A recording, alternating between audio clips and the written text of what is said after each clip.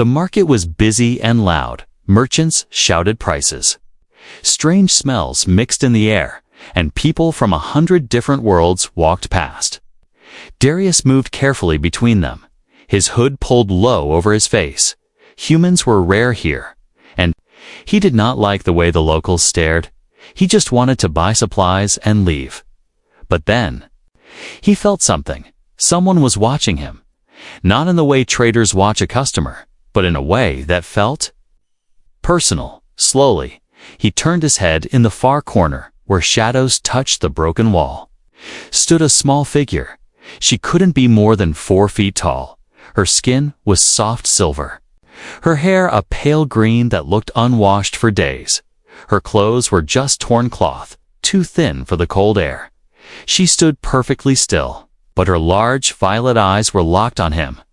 They didn't blink, didn't look away. They felt like they could see straight through him. Darius frowned and turned away. He didn't need trouble. He walked toward the docking bay, but after a few steps, he heard light footsteps behind him. He glanced back. She was following when he stopped. She stopped when he walked faster. She hurried to keep up. "What do you want?" he asked, his voice sharper than he meant. She didn't answer. She only stared, her small chest rising and falling quickly.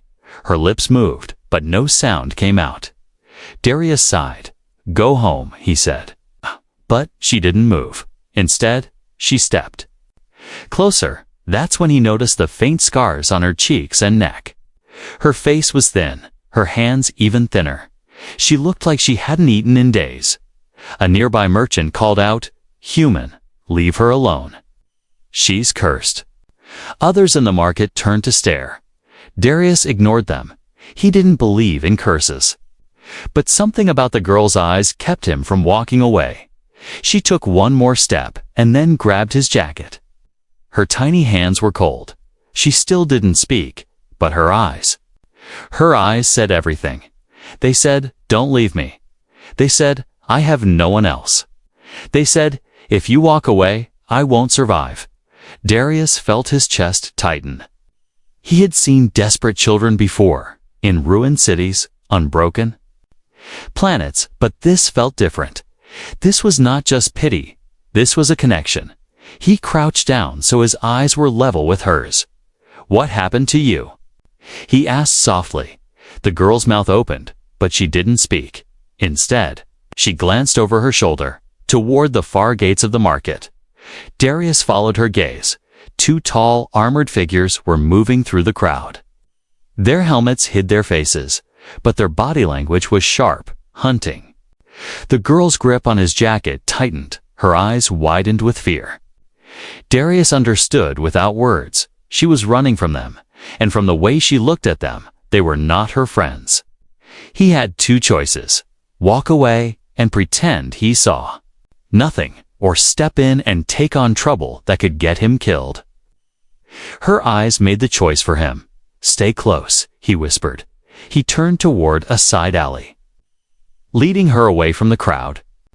The armored men spotted them and started pushing through the market faster. Darius increased his pace. The girl's bare feet slapped against the cold ground as she tried to match his steps. They weaved through narrow passages, past old storage crates and broken stalls. The noise of the market faded behind them. Darius could still hear the heavy boots of the pursuers. He needed to lose them before they reached the docking area. Finally, they ducked into an abandoned building. Dust floated in the air. The girl stood beside him, trembling. She glanced at the doorway, then back at him. Those violet eyes now held something new: hope. Darius leaned against the wall and caught his breath. "What's your name?" he asked.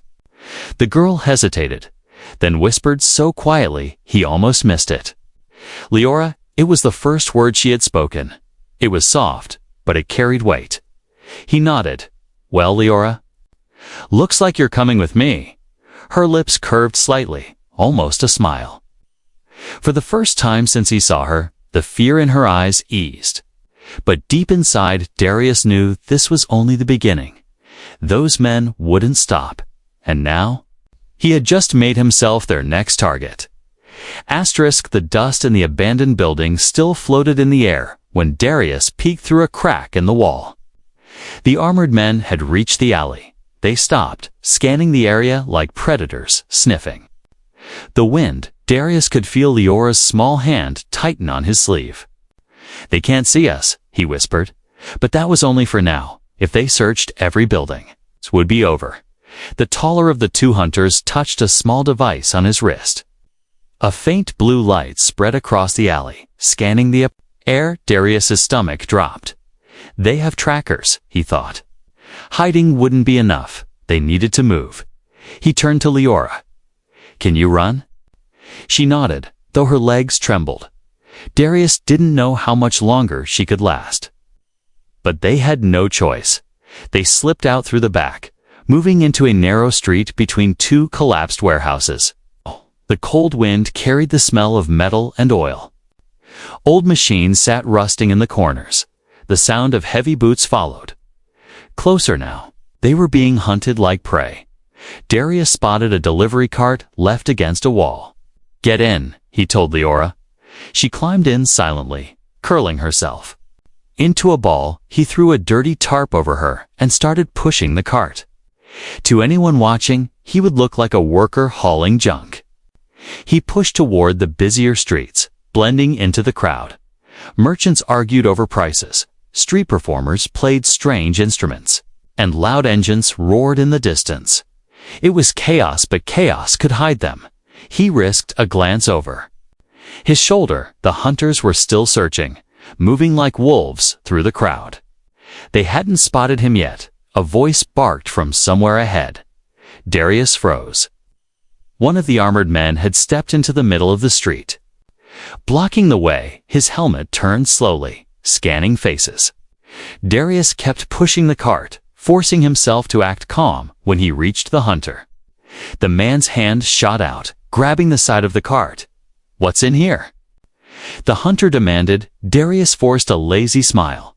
"Scrap metal," he said. The man shoved the tarp aside. The cart was empty. Leora was gone. The hunter looked confused. Darius didn't wait. He shoved the man backward with all his strength and ran. Shouts filled the air. The second armored man appeared from the crowd. But Darius ducked into a side alley. "Leora?" He hissed. A faint voice answered from above. He looked up and saw her perched on a low rooftop. She had slipped out of the cart and climbed a stack of crates while the hunter wasn't looking. "Smart kid," he muttered.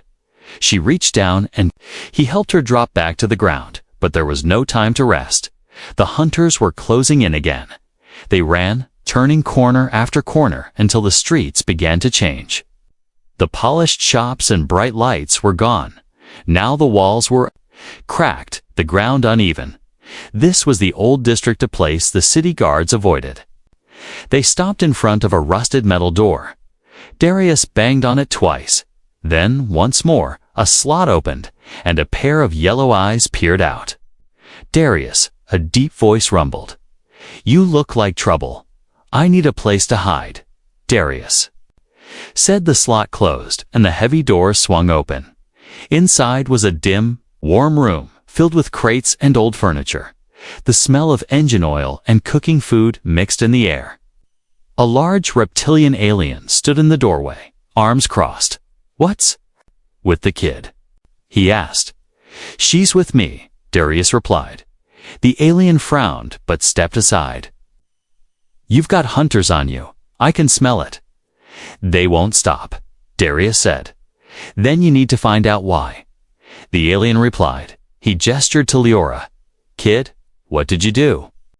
Leora stayed silent, her eyes fixed on the floor, but her hands clenched into fists. Darius saw it. There was pain there, and anger. He crouched in front of her. "Leora, if I'm going to keep you safe, I need to know the truth." She lifted her eyes slowly. Her voice was quiet, but each word was clear. "They killed my mother," she said. Darius felt a cold weight settle in his chest. "And my father," she continued. "They want me because I am the last what? Arias asked. But before she could answer, the sound of heavy boots echoed outside.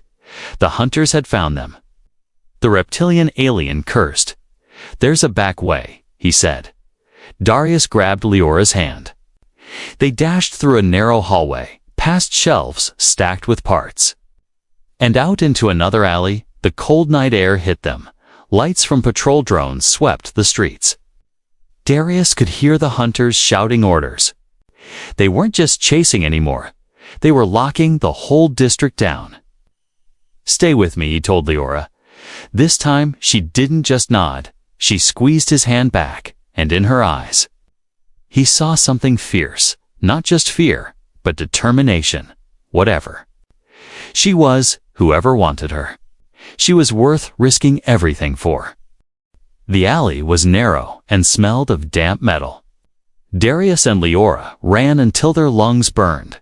The shouts of the hunters echoed far behind them, but he knew it wouldn't last.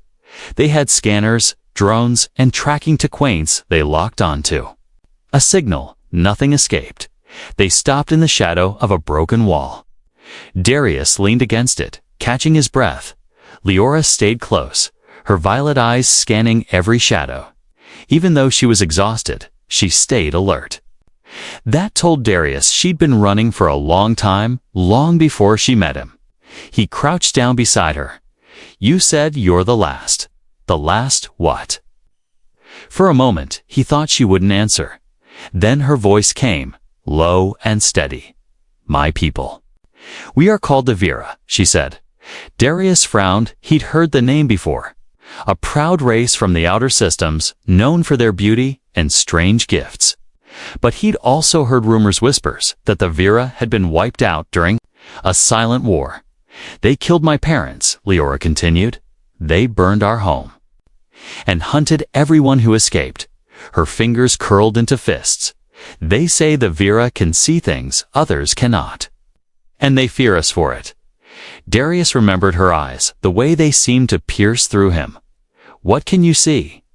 he asked. She hesitated, then looked straight at him. "I see your truth," she said. "You've lost someone too. Someone you could not save." The words hit him like a punch. He tried to hide it, but her gaze didn't waver. That was the gift, seeing into the heart. And if the hunters feared it, that meant they were hiding something dangerous before he could ask more. A sharp buzzing filled the air. He looked up. A drone hovered above the rooftops, scanning the street. Its red lights swept toward them. "Move." Darius grabbed Leora's hand and pulled her into the ruins of an old factory. They climbed over fallen beams, ducked under rusted pipes, and wove through the darkness. The air was thick with dust. Every creak of metal made Darius's hand twitch. Toward the pistol on his belt, they reached the far end of the factory and pushed open a heavy door.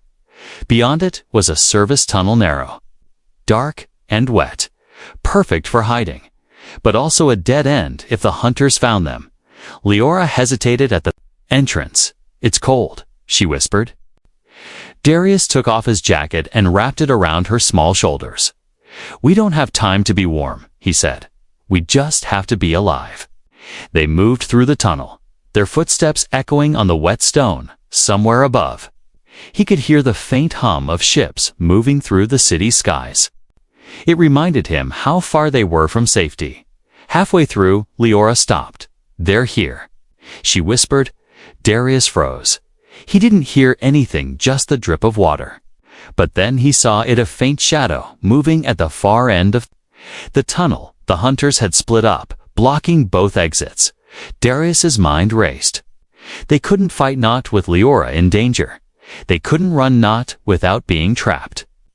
Then he saw an old maintenance hatch on the side wall.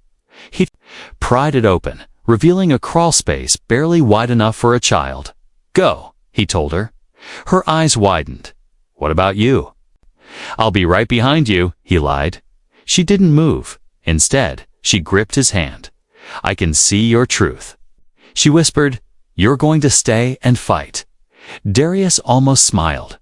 "Then you know why. Now go." She climbed into the hatch, disappearing into the darkness. Darius closed it behind her and turned toward the sound of approaching boots. The hunters stepped into the light, weapons drawn. "Where's the girl?" one demanded. Darius rested his hand on his pistol. "Gone," he said. The hunter took a step closer. "Do you know what she is?" "What she can do?" "I don't care," Darius replied. "All I know is she's just a kid." "And you're not taking her?" The hunter laughed. "You think you can stop us, human?" Darius's voice was cold. "No, I know I can." The tunnel erupted with light as blaster fire filled the air. Darius ducked behind a support beam, firing back with quick, precise shots. The echoes of the fight shook the narrow space. One hunter fell, his armor sparking. The other retreated, shouting for backup. Darius didn't wait. He ran toward the hatch and climbed in after Leora. The space was tight and dark, but he could hear her breathing ahead of him. They crawled until the tunnel widened into an old drainage channel. Above them, the night sky stretched open, stars peeking through the gaps in the broken ceiling. Leora turned to him. "You stayed," she said softly. He gave a small nod. "I told you stay close to me," but deep inside, Darius knew the fight was far from over. If what she said was true, if she was really the last Vera, then every hunter in the galaxy would be after her. And now because of his choice, they'd be after him too. The night air was sharp as Darius and Leora climbed out of the drainage channel. The city lights shimmered in the distance, but here, in the old district, most lamps were broken. Shadows ruled the streets. Leora stayed close, her small hand gripping his jacket as they moved. "We need a safe place," Darius said quietly. "I know someone."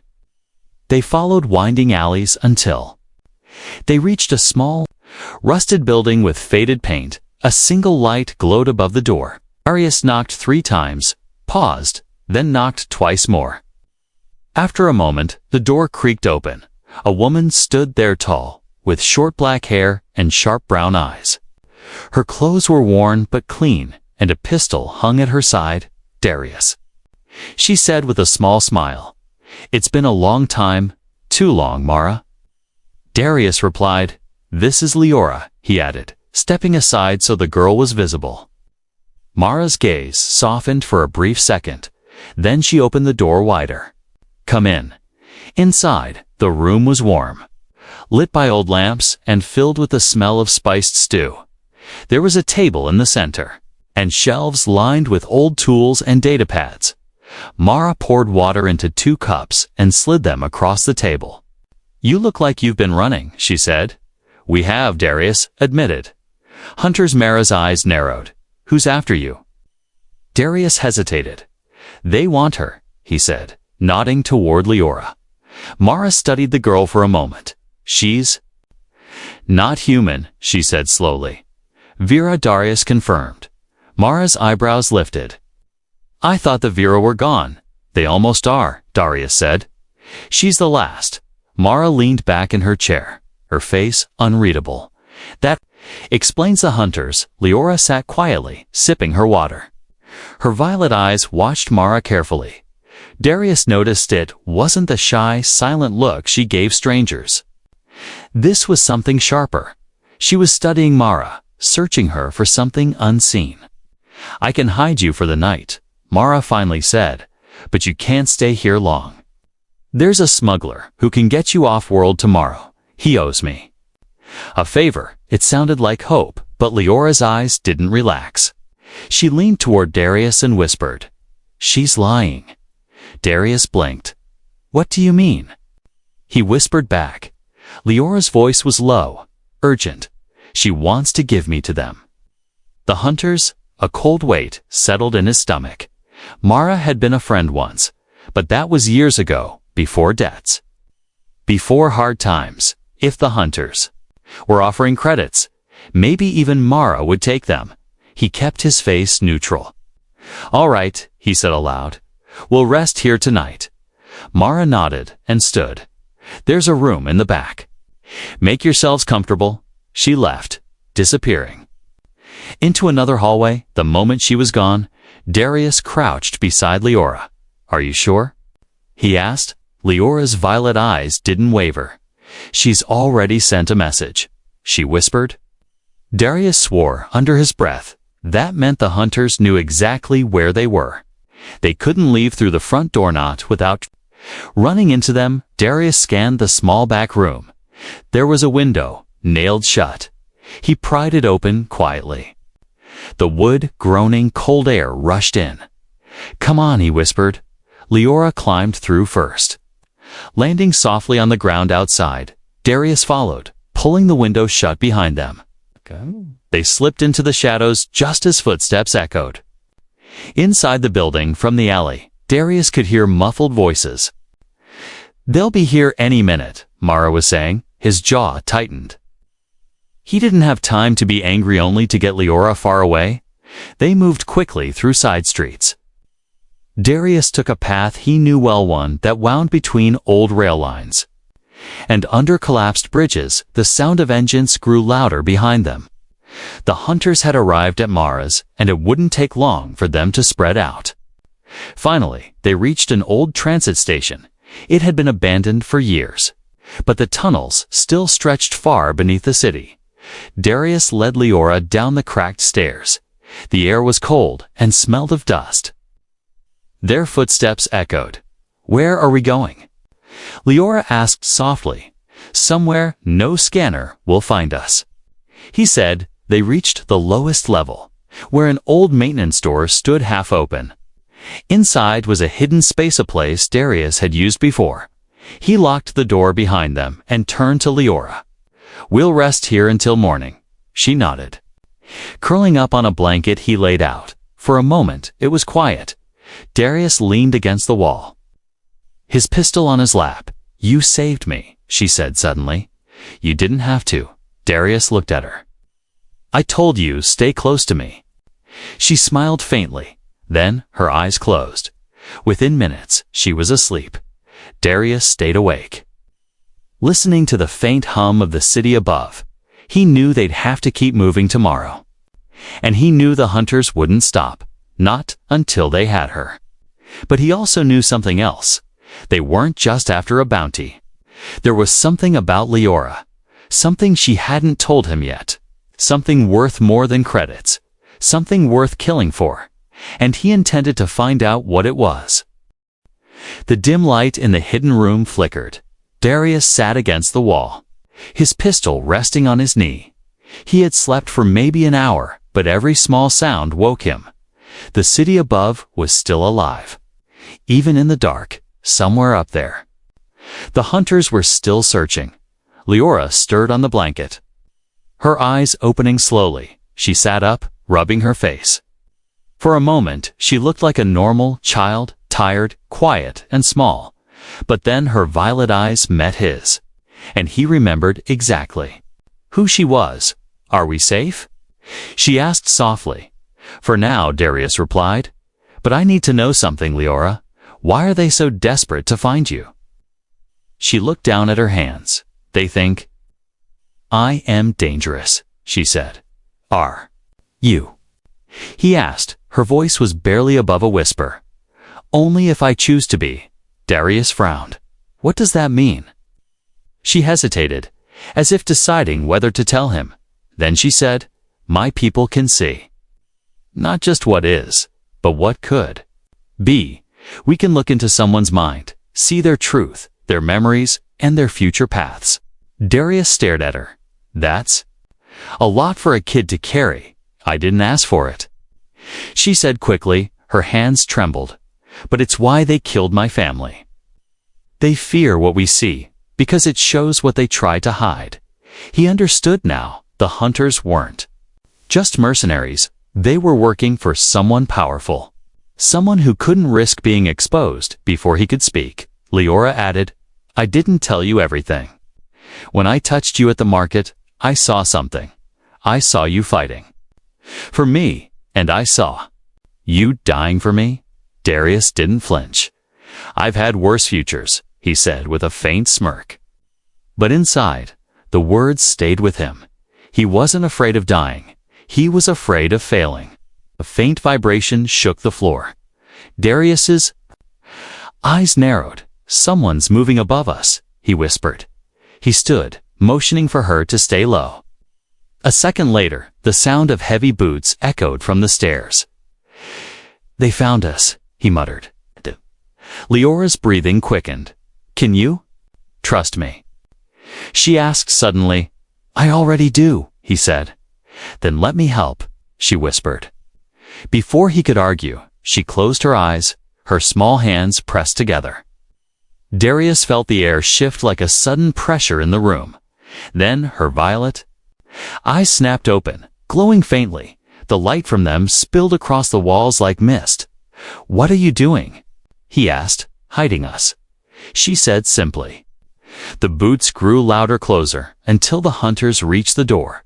Darius aimed his pistol, ready to fire. But instead of kicking the door in, the hunters stopped. One of them spoke in a muffled voice. "Nothing here, keep moving." Their footsteps faded. Darius lowered his weapon slowly. He turned to Leora. "What just happened?" "They couldn't see us," she explained. "I can bend their sight, make them think the room is empty." She leaned back, exhausted. "It only works for a short time. And it takes my strength." Darius moved closer. "Then we can't waste it." He grabbed his small pack and helped her stand. "We're leaving now." They slipped out through a maintenance hatch in the far wall. The tunnel beyond was narrow and sloped upward. It led to an old service road outside the district. Cold night air rushed over them as they emerged. For a moment, it was quiet, too quiet. Then Darius saw movement on the rooftops. Not the hunters. Something faster, moving like shadows. "Stay close," he warned, but the figures dropped down. Landing in front of them, there were 3 of them cloaked, faces hidden, weapons sheathed but ready. One of them stepped forward. "You have something that belongs to us," the voice said, low and smooth. Leora's grip tightened on Darius's hand. "They're not with the hunters," she whispered. "They're worse." Darius scanned him. "Who are you?" The lead figure tilted their head. "Protectors of balance. And that girl will break it." "You're not taking her," Darius said, his voice cold. The figure chuckled. "You think you can stop us, human?" Darius didn't answer. He just stepped in front of Leora. His pistol raised. The air was tense. Every muscle in his body ready for the fight he knew was coming. Leora's voice was quiet, but firm. "They can't be reasoned with," she said. "Then we make sure they don't follow," Darius replied. And in that moment, under the flickering city lights, he realized this wasn't just about keeping her alive anymore. It was about stopping whatever war she was caught in before it. Burn them both. The street was empty, except for the 3 cloaked figures blocking the way. The wind carried the faint hum of distant traffic. Darius kept his pistol steady. Leora stood behind him, her small hand gripping his jacket. The lead figure moved first. A flick of their wrist, and 2 curved blades slid out from their sleeves, catching the dim light. The other 2 spread out, cutting off any escape. Darius's pulse quickened, but his voice stayed calm. "You want her? You'll have to go through me." The lead figure's laugh was low and cold. "We will." They struck fast. Darius fired twice, forcing them to dodge. He grabbed Leora's arm and pulled her toward a side alley. The cloaked figures gave chase. Their steps silent but swift. The alley twisted, the walls closing in. Darius shoved a stack of crates down behind them, buying a few seconds. "Keep running," he barked. Leora nodded, her breaths quick and shallow.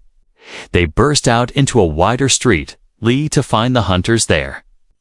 The armored men turned in unison, weapons raised. Between the shadows behind and the hunters ahead, they were trapped. One of the hunters pointed at Leora. "There she is. Take her." Before they could fire, the cloaked figures leaped into the street. Blades flashing, they attacked the hunters without hesitation. Sparks flew as steel met metal. the air filled with the clash of weapons and the hiss of blaster fire. Darius didn't wait. He pulled Leora into a narrow doorway. "This is our chance while they're busy killing each other," he said. They slipped into the building, climbing a rusted stairwell to the roof. From above, Darius could see the chaos. Below, the hunters were strong, but the cloaked assassins were faster. Bodies moved in a blur. Each strike aimed to kill. He turned away. He couldn't waste time watching. "We need to get out of the city," Darius said. "There's an old rail yard north of Herif. We reach it. I can get us a ship," Leora nodded. "Lead the way." They ran across the rooftop. Jumping narrow gaps between buildings, the cold wind whipped around them, somewhere behind. Footsteps followed light and fast. "They're still after us," Darius muttered. A sharp sound cut through the air, something like a whip. A black rope with a hooked blade shot past Darius's shoulder, catching the edge of the roof. One of the cloaked figures swung up from below, landing in front of them. The hood fell back, revealing a pale, scarred face with eyes as black as midnight. "You can't run," the assassin hissed. Darius lunged forward, grabbing the assassins. Arm and twisting hard, the blade clattered to the rooftop. But another figure landed behind them, forcing Darius to spin and fire. The shot hit the figure in the chest, knocking them back. But they didn't fall. They kept coming. Leora grabbed Darius's sleeve. "This way," she said, pointing to a gap in the roof where metal stairs led down to an alley. They bolted, the sound of pursuit never far behind. The alley below was dark, the ground wet from leaking pipes. They ran until the walls opened into a wide, empty space and old cargo yard. Rows of rusted containers stretched into the shadows.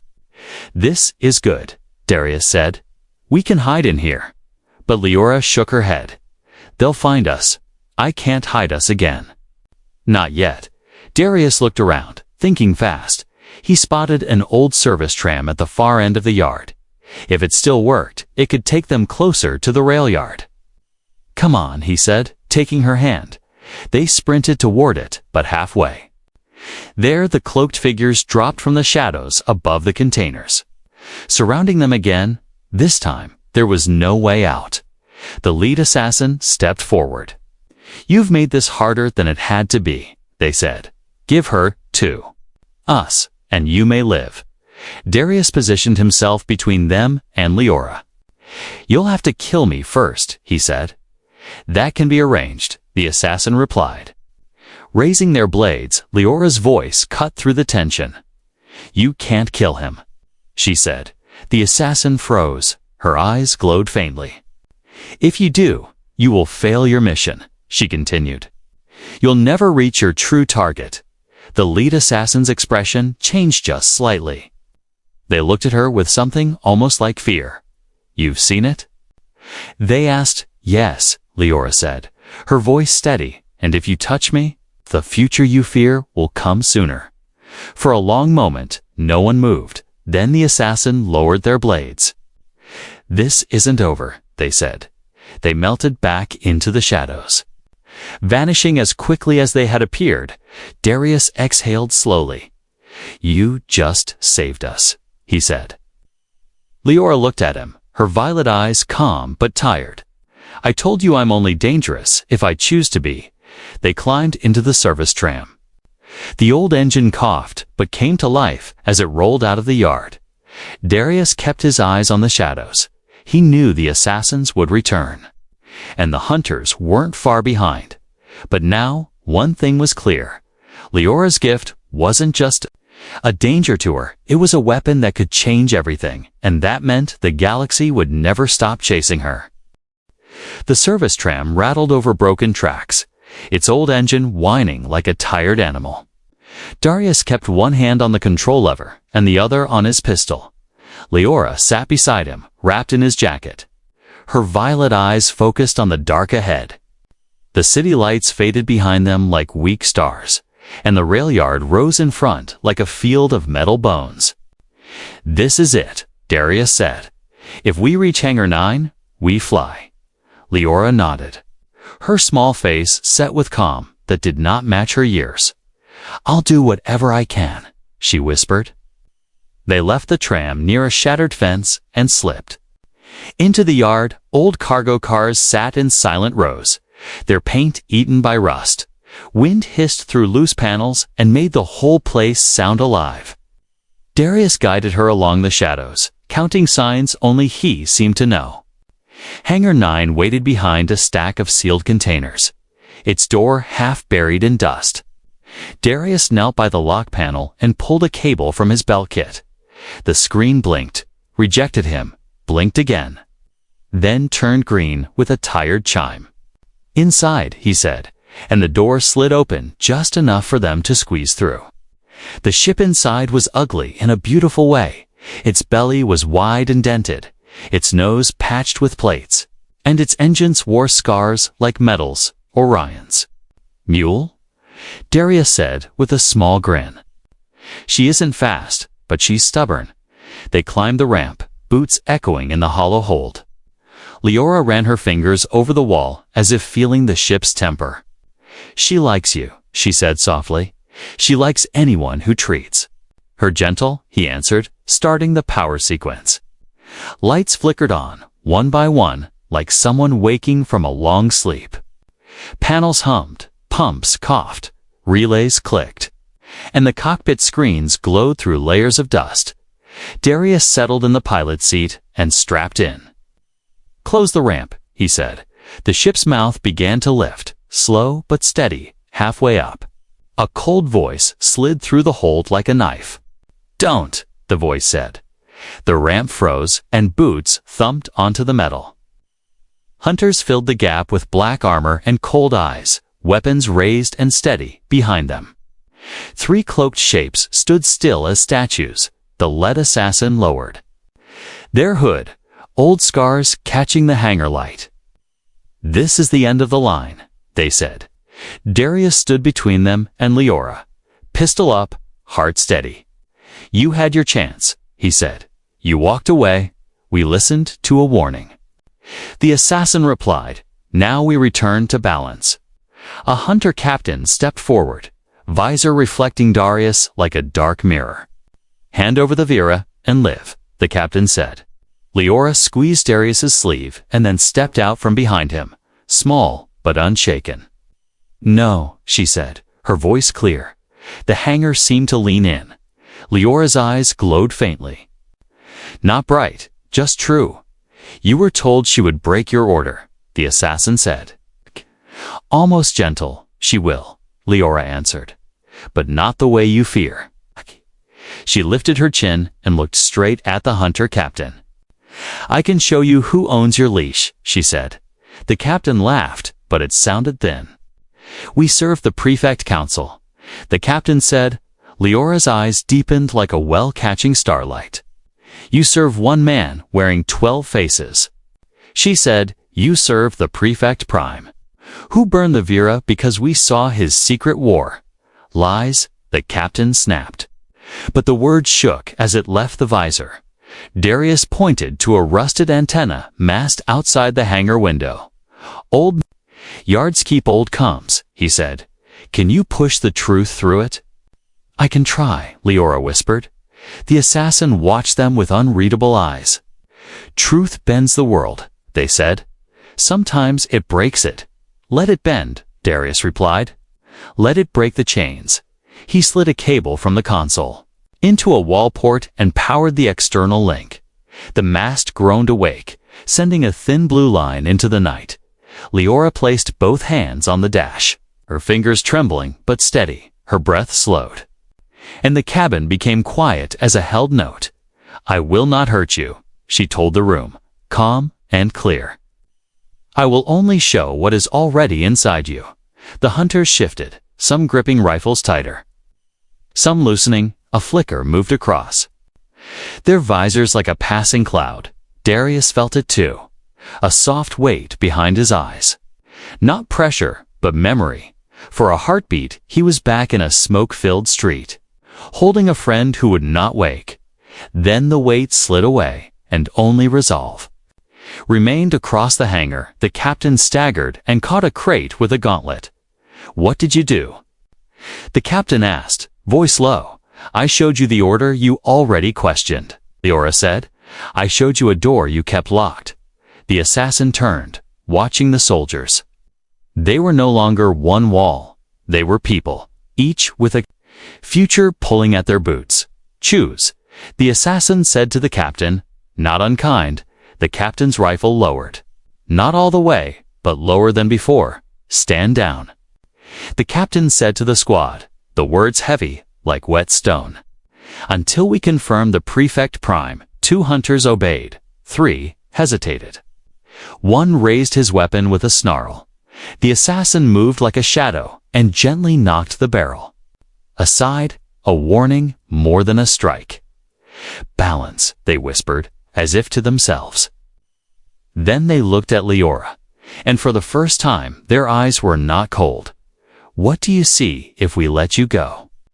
they asked. Leora swallowed, and her voice became very small and very brave. "I see a fire that dies when truth walks into the room," she said.